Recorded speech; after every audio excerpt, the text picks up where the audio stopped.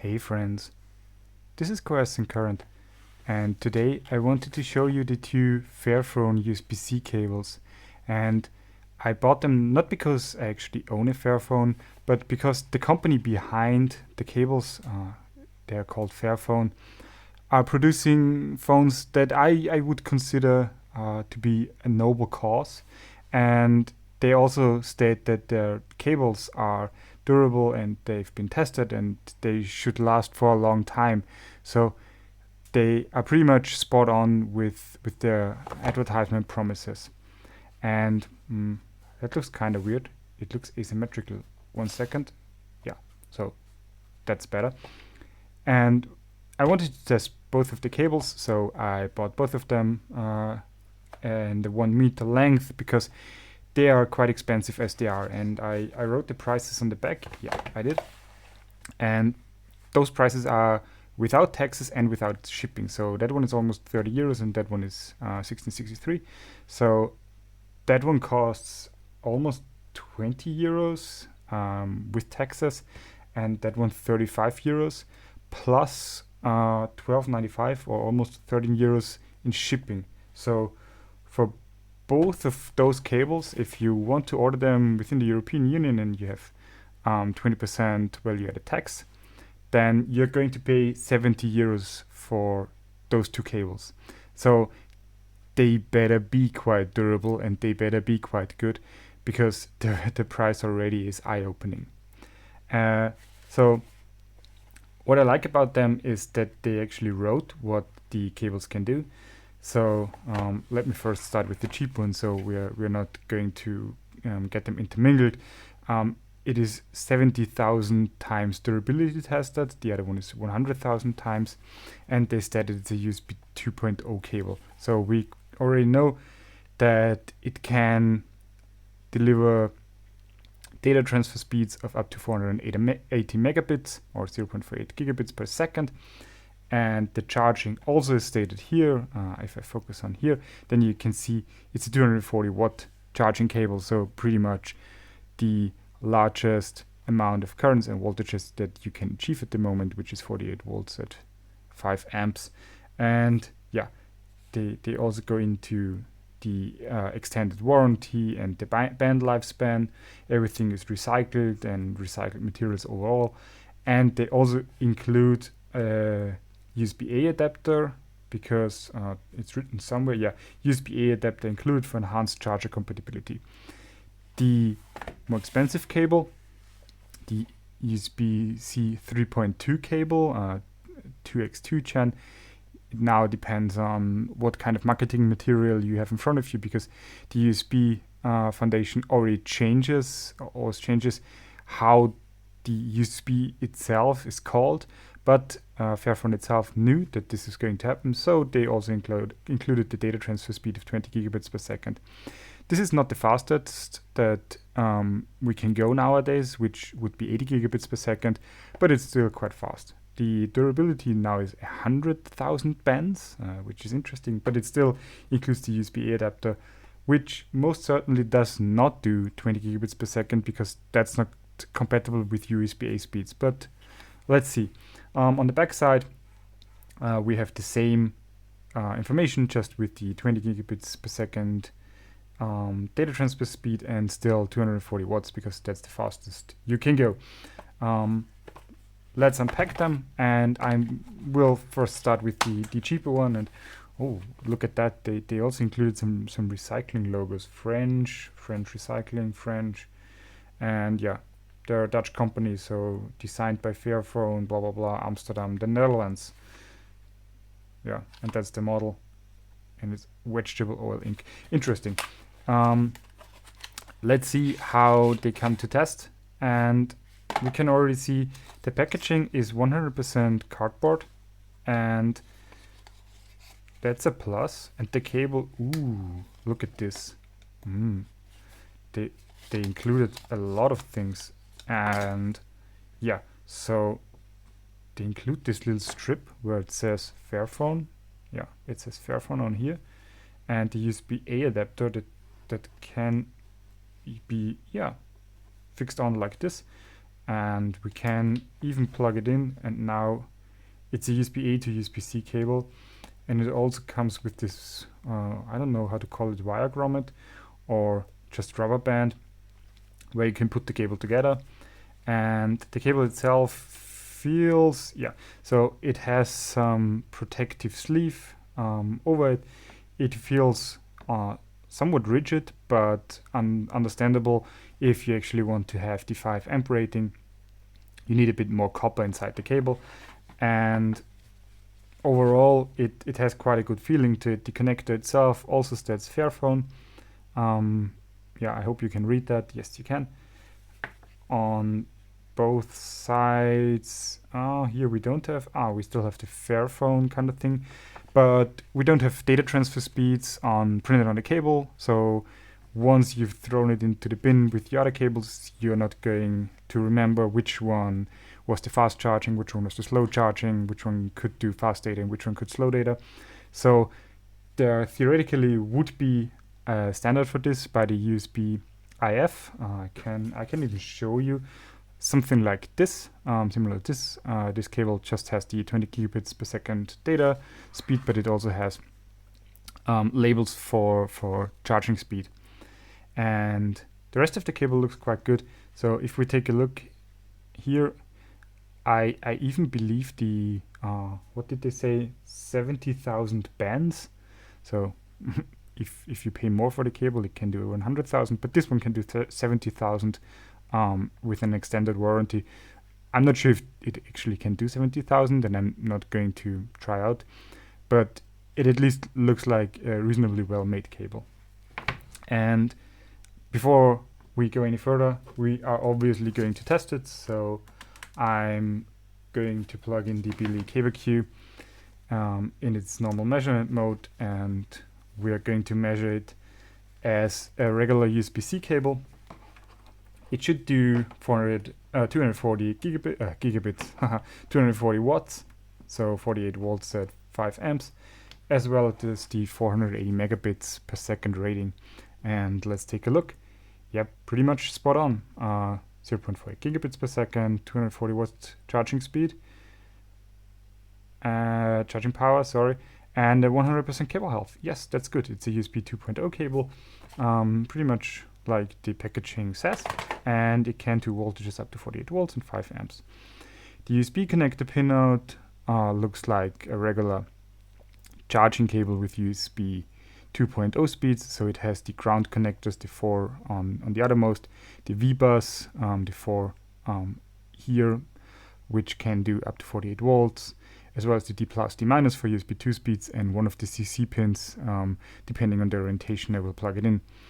And it is the CC2 pin and the CC1 pin for communication in this case.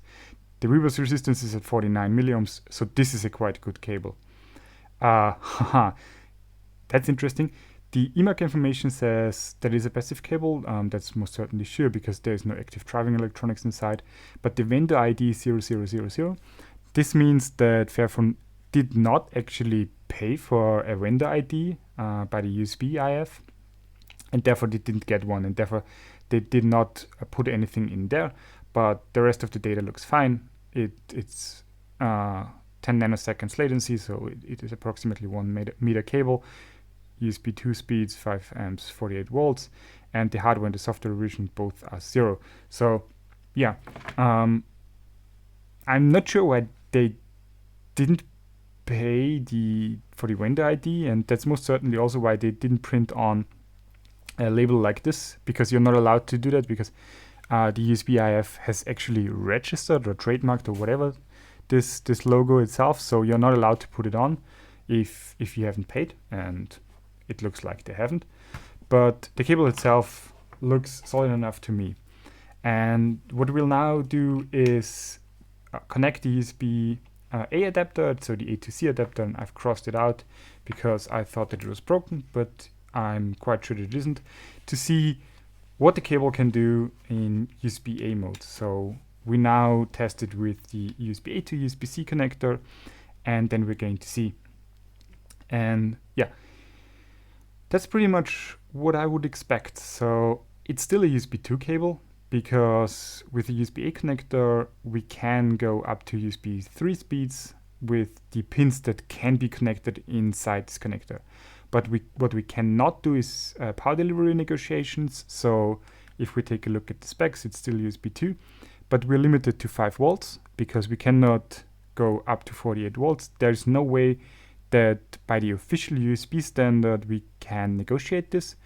Unofficially, some manufacturers have implemented this on their own, so there have been some implementations where with USB-A connectors manufacturers go above 5 volts, but officially no, as well as the currents up to 3 amps, so the 5 amp range is also blocked due to the same reason. But now I want to go back to the specs. What we can see is the USB-C connector is pretty much the same pinout, but just without the CC1 and CC2 pins, because those don't exist in the USB-A connector. If we take a look and scroll all the way down to the USB-A connector, we can see the outermost pins are V bus and ground, and the inner ones are the plus and the minus. The 5 on top would be the ones for USB 3 speeds, so RX1 plus, RX1 minus, TX1 plus, TX1 minus, as well as the ground return, the ground DR. And here it's just the USB 2 cable, so it's not going to be connected. And the rebus resistance has increased due to the adapter being used, but honestly not by a lot, so 79 milliohms is still quite fine. And now what I'm interested in is how the other cable fares, so let's move this out of the way and unplug everything and take a look at the USB 3.2 cable, because the USB 2 cable looks fine by me. It features everything that it should feature, and the USB 3 cable should just be the better one. So it should measure faster data transmission speeds and also more bends, or it should be able to withstand 100,000 bend tests. And it is packaged identically. Did they include the same USB-A adapter? Just with a different cable? Let me take a look. No, it looks blue. And let's go back to the other one. Yeah, so they did not include the same USB-A adapter.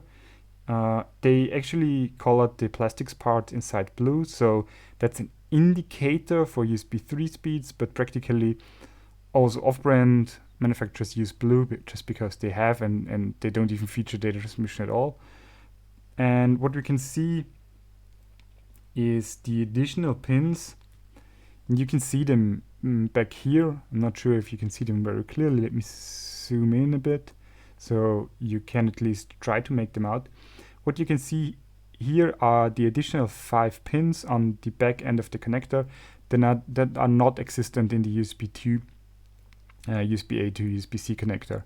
So they actually changed that around, and I'm quite proud of them. So they used the right kind of adapter, which is promising to say at least.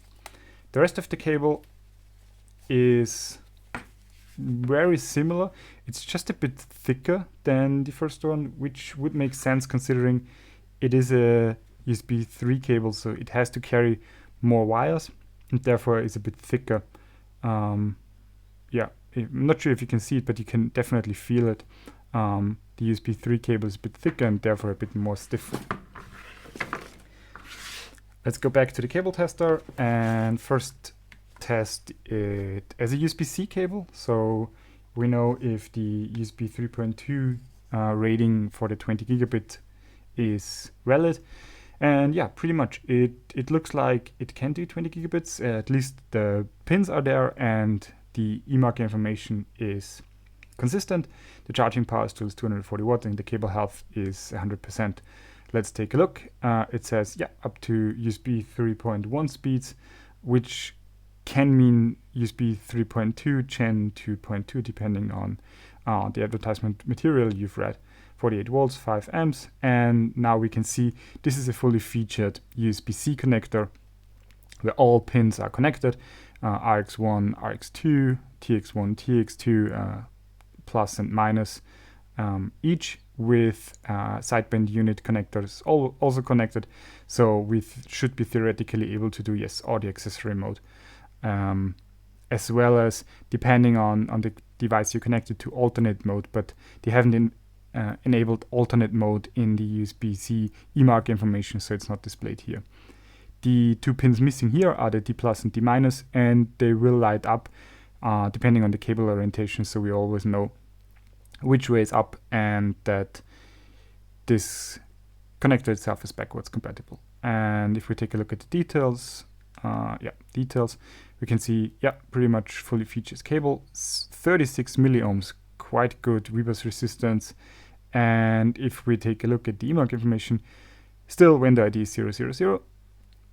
Interesting, but the USB speeds at least are consistent, so it's USB 3.2 or USB 4 cable at Gen 2, which it says on the packaging, 3.2 2x2 Gen, which only means that both of the RX2X pairs are connected. 1 meter of length, hardware software version 0. So this is in line with what they wrote on the packaging, and I'm going to believe them. The only thing that we haven't seen yet is how the better USB-A connector fares. Let me connect everything up, and then we can see how this USB-A adapter actually works out. And what we are going to see is, we have a shorter pin. That's interesting. Do we actually have a shorter pin, or was that just a measurement fluke? No. So someone shorted something out in this connector that results as a shorted pin. So what we can see here is that we are theoretically able to see up to USB 3 speeds, and we are able to transfer power over the connector, but we're not going to see any pins because there is a shorted pin inside. And that means that while there is a connection straight through, we cannot verify this. That's most certainly due to some additional resistors or parts inside the USB-A connector. Some manufacturers do that. Theoretically, they should not do that because it's not best practice, but practically we never know what's inside there. So unfortunately, we cannot test that any further because the adapter itself is quite a bit different than the one we measured earlier. So with that in mind, that's everything I have to say. And for everyone following the channel, thanks for subscribing, and as well as thanks for being a premium supporter. That helps a lot in me actually buying cables like this and being able to test them. If you have any questions, just put them in the comments below and just try to be radical